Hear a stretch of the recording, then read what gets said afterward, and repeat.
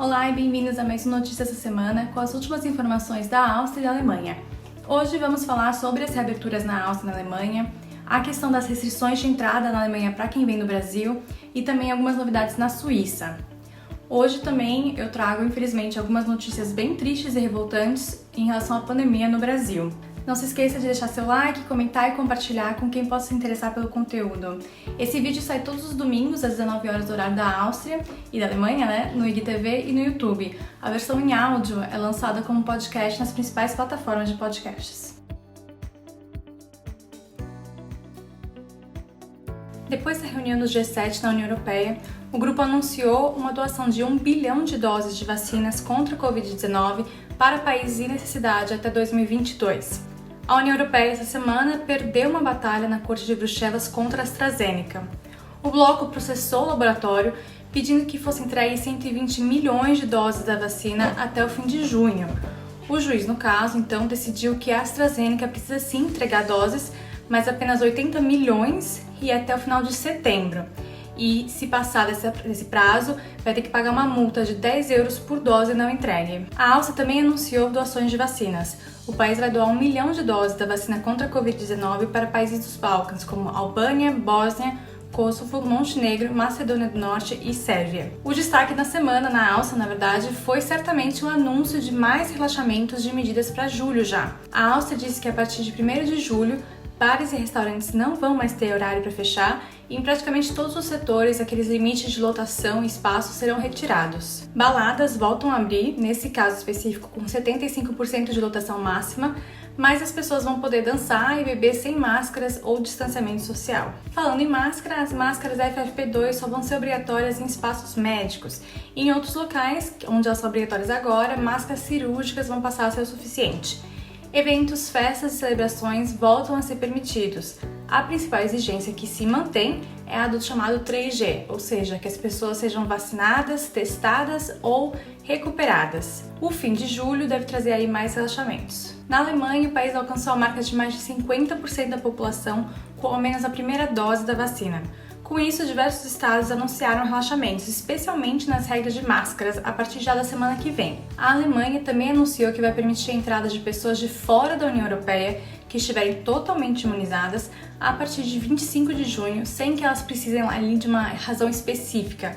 Ou seja, abre as portas então para turistas do mundo todo, exceto países com variantes de coronavírus. Assim, turistas brasileiros, mesmo totalmente imunizados contra a Covid-19 com uma das vacinas aprovadas pela Agência de Medicamentos da Europa, ainda não podem entrar na Alemanha. Além disso, a coalizão que governa a Alemanha diz que quer mudar aí as regras atuais para permitir que restrições de entrada possam ser mantidas mesmo com o esperado fim da pandemia no país. Então, as atuais e rigorosas restrições que afetam especialmente pessoas vindas de países com altos casos de variantes, como o Brasil, podem então, talvez, vão poder ser mantidas por até 12 meses, mesmo se as medidas internas de combate ao Covid expirarem. A coalizão não vai precisar fazer uma nova lei para estender essas restrições, já que essas medidas são consideradas apenas administrativas.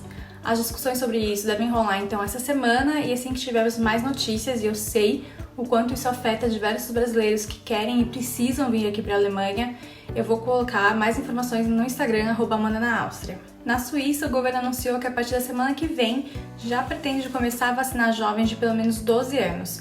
Além disso, com os números de novas infecções em queda, o país anunciou novos relaxamentos para o fim do mês. Entre as mudanças, máscaras não vão mais ser obrigatórias ao ar livre ou em escritórios e escolas, restrições de lotação serão relaxadas para bares e restaurantes, e baladas e eventos poderão voltar a acontecer. O Brasil, esse final de semana, atingiu a marca de 500 mil mortos e, infelizmente, foi manchete em todas as mídias por aqui. Eu sei que muita gente gosta de, talvez tentar não se sentir tão triste em relação a esse número, insistindo que nós somos um país com mais de 200 milhões de pessoas e que não seria justo usar, então, números absolutos. E sim, eu entendo isso, mas sinceramente, eu acho que o que não é justo é 500 mil famílias sofrerem quando o Brasil tinha tudo para ser melhor do que isso. A gente já tinha as histórias de catástrofes, lembra, na Itália? A gente já tem, né, há muito tempo uma capilaridade no sistema de saúde e de vacinação que é sem igual no mundo. Os especialistas e médicos já tinham nos falado tudo o que precisava ser feito. A gente já sabia o que dava certo e o que dava errado, pelo menos de uma maneira mais geral, sabe? Não era pra ter sido assim. E bem, em mortes por 1 milhão de habitantes, a gente tá em 7º lugar do mundo, e com a diferença que estamos na frente de todos esses 6 outros países quando se trata de mortes por 1 milhão de habitantes nos últimos 7 dias. Então a situação melhorou nesses países onde foi horrível e no Brasil continua muito ruim. A única saída para isso, como a gente vê na prática, a gente está vendo agora, né, na Áustria, na Alemanha, onde mais da metade da população se vacinou, pelo menos uma vez, a única saída então é tomar vacina, mesmo quem já teve a doença. Por aqui, quem teve a doença, quem teve Covid-19 é considerado que tem uma imunidade temporária aí e toma então apenas uma dose de boost, né? Mas quem teve Covid-19 há muito mais tempo, há bastante tempo, toma sim as 2 doses, tá? Quantas pessoas a gente não conhece no Brasil, ou até aqui, mas eu conheço muitas no Brasil que tiveram Covid 1, 2, 3 vezes, sabe? Ter a doença não é vacina. Então, assim, não escutem quem não é médico, quem não é especialista, quem não se baseia em ciência, quem não consulta cientistas, sabe? Mesmo se ele estiver usando faixa presidencial e fazendo live toda quinta-feira à noite. Para terminar de uma forma que é o contrário do ódio que eu tô sentindo ao falar desse tema, vamos falar da palavra da semana então, né? A palavra da semana é Regenbogen, que significa arco-íris. Aqui, a parada gay, como eu conhecia há alguns anos em São Paulo, acho que agora a parada LGBT, é conhecida como Parada Arco-Íris. E milhares de pessoas foram às ruas esse final de semana para defender uma sociedade mais igualitária. LGBTIQ-Rechte sind Menschenrechte. É isso, gente. Espero que vocês estejam se cuidando em relação à pandemia, mas também quem tá aqui na Europa esteja tomando bastante água e cuidados por conta da onda de calor pela qual estamos passando esses dias, tá?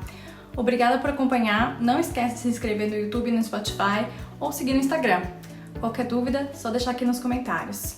Uma boa semana pra gente e tchau!